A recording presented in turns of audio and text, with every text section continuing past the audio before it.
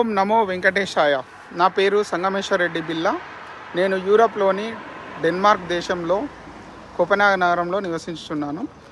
చివరి వారంలో మేము మన కలియుగ దైవమైన వెంకటేశ్వర స్వామిని దర్శనార్థం ప్రత్యేకంగా 7 సంవత్సరాల తర్వాత నేను మా ఫ్యామిలీతోని దర్శించుకున్నాము.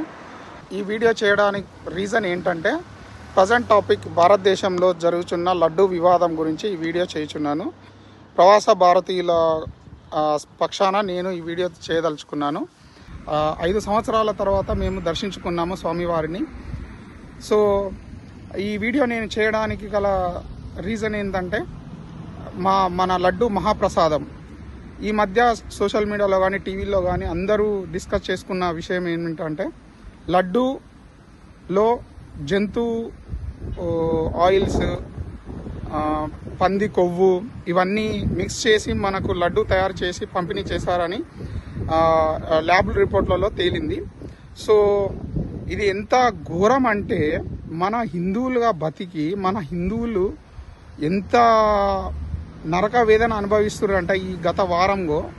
ఎందుకంటే మన భారతదేశంలో చాలా దేవాలయాలు ఉన్నాయి, హిందూ దేవాలయాలు.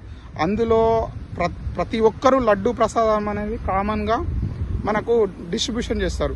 కానీ మన కలియుగ దైవమైన వెంకటేశ్వర స్వామి ప్రసాదం లడ్డు ప్రసాదం అంటే మహా శ్రేష్టమైనది.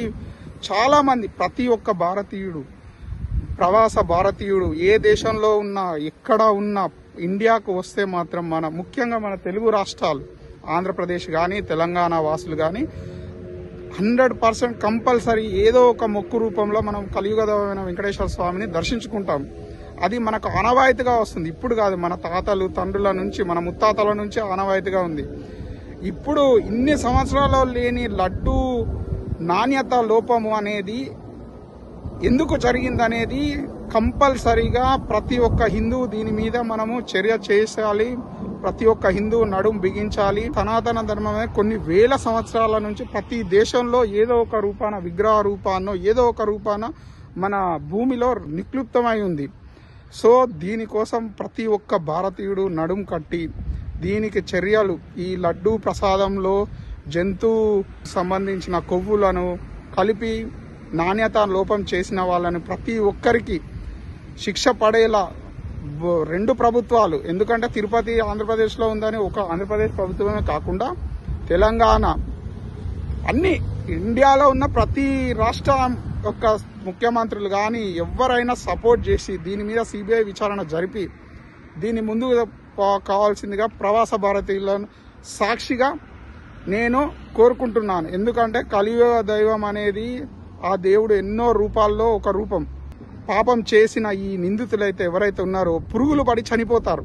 ఎందుకంటే చావు అనేది ప్రతి ఒక్కరికి వస్తుంది.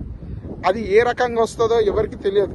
సో ఇది మహాపాపం, ఇది మహా ఘోరమైన పాపం. ఎందుకంటే ప్రతి ఒక్క ఇది గనక ల్యాబ్ రిపోర్ట్లో నిజమని తేలిందని అంటున్నారు కదా. ఒకవేళ మనం భారతదేశంలో ఉన్న ప్రతి ఒక్క పౌరుడు దాదాపుగా తిరుపతి మహాప్రసాదాన్ని స్వీకరించిన వారే. సో ప్రతి ఒక్క వెజిటేరియన్స్ని, బ్రాహ్మణులని అందరినీ వీళ్ళు అపవిత్రం చేశారు.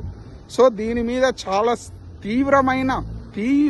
తీవ్రమైన చట్టాలను తీసుకొచ్చి తిరుపతి టీటీడీ చైర్మన్ గారు కానీ టీటీడీ ఎవరైనా దానికి సంబంధించిన బోర్డు మెంబర్స్ కానీ ప్రతి ఒక్కరూ దీన్ని ముందుకు తీసుకుపోవాల్సిందిగా కోరుచున్నాము. మళ్ళీ ఇలాంటి చర్యలు పునరావృతం కాకుండా ప్రజెంట్ ఉన్న గవర్నమెంట్, ఉమ్మడి ప్రభుత్వం కానీ మన తెలంగాణ సర్కారు కానీ అందరూ, ఇది రాజకీయ పార్టీలకు మతాలకు సంబంధించింది కాదు, ఇది సనాతన ధర్మం గురించి లడ్డు యొక్క మహా విశిష్టత. ఇంకొక చిన్న విన్నపం, ఇలాంటి చర్య జరిగింది కాబట్టి తెలుగు రాష్ట్రాల్లో కానీ భారతదేశం మొత్తం లడ్డు యొక్క విశిష్టత గురించి ప్రతి చిన్న పిల్లలకు వాళ్లకు పాఠ్య పుస్తకాల్లో అది ప్రచురించి ఉపాధ్యాయులందరికీ మన జనరేషన్కి నేర్పాలని కోరుచున్నాను. హిందూ యొక్క లడ్డు విశిష్టత మెయిన్.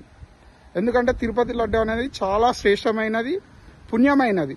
సో ఇది ఇలా జరిగినందుకు వాళ్ళకు ప్రాయశ్చిత్తంగా ప్రతి భారతీయుడు నేర్చుకోవాల్సిందిగా కోరుచున్నాను. లడ్డు పాఠ్యాంశంలో చేర్పించి ప్రతి ఒక్కరికి లడ్డు విలువ తెలవాలి. ప్రతి హిందువుకి ఇదే మన సనాతన ధర్మం.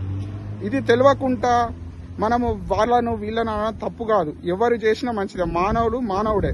దీన్ని ముందుకు తీసుకుపోవాల్సిందిగా 2 ప్రభుత్వాలను చేతులెత్తి జోడిస్తున్నాను. ప్రవాస భారతీయుల సాక్షిగా శుభం భూయాత్. ఓం నమో వెంకటేశాయ.